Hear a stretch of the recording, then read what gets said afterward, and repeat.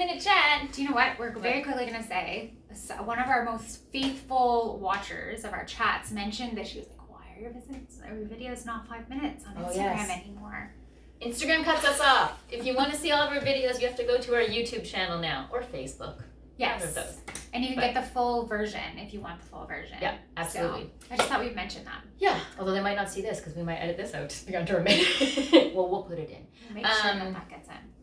We're talking about boobs. The whole month of August. August is Breastfeeding Awareness Month, and we wanted to tackle how physiotherapists are involved in breastfeeding. So, first video, we're going to discuss what is mastitis.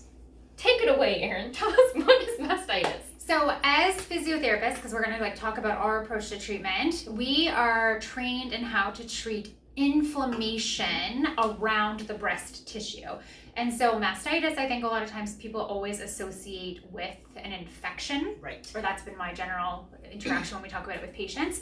And so a lot of people think the only way to treat that is with antibiotics. Right. But mastitis, or blocked ducts, or clogged ducts, or milk blebs, those are actually all signs and symptoms that you have too much inflammation in the breast. And those are kind of like various progressions of it. Yeah.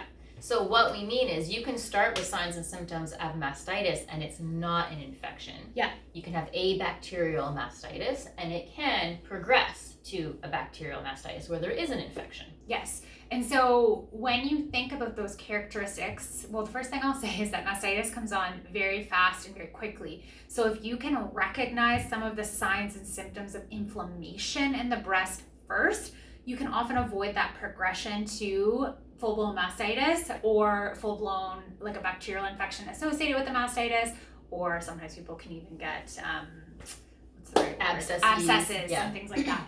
So what are the signs and symptoms of inflammation? Yeah. Do you want me to say it? Yeah, you go ahead.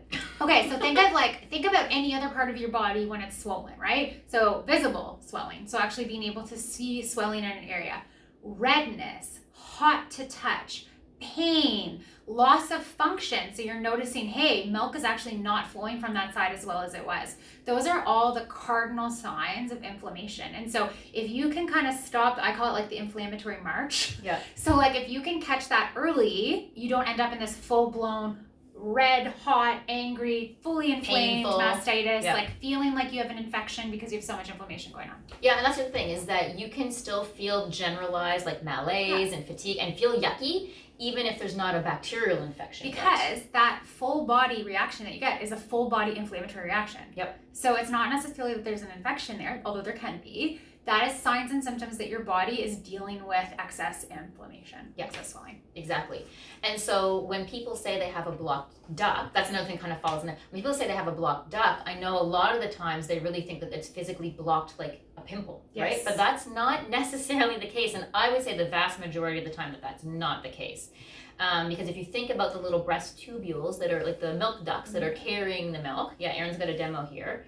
Think about all of the tissue around, and that's where the swelling is. So what happens a lot of the time is that it gets so swollen outside of these ducts that they get squished. So she's got like a little paper straw, and it's the swelling that compresses the ducts or the tubules closed. Yeah. And so don't think about it like you're trying to pop a pimple. Like, you know what I mean? Like what you have to try to do is treat the inflammation so that the tubules or the ducts open back up again. And I think that's where we see a lot of confusion happen, right? And the way I explain it to patients a lot is like, let's take your ankle, for example. Most people have like seen an ankle sprain or experienced an ankle sprain before in their life. And you have this big, red, angry, swollen ankle.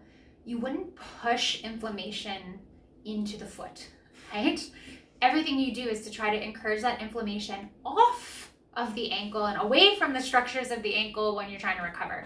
So your breast tissue is no different. So when they're swelling around there, we don't want to compress the straws or the ducts more and like force the swelling more distally, so further away from our lymphatic system. We want to make sure we're actually encouraging the swelling to get out of the area as much as possible. And we're going to talk about some ways this month of how we help do that. Yeah, so stay tuned for those talks. Bye. Do we stay on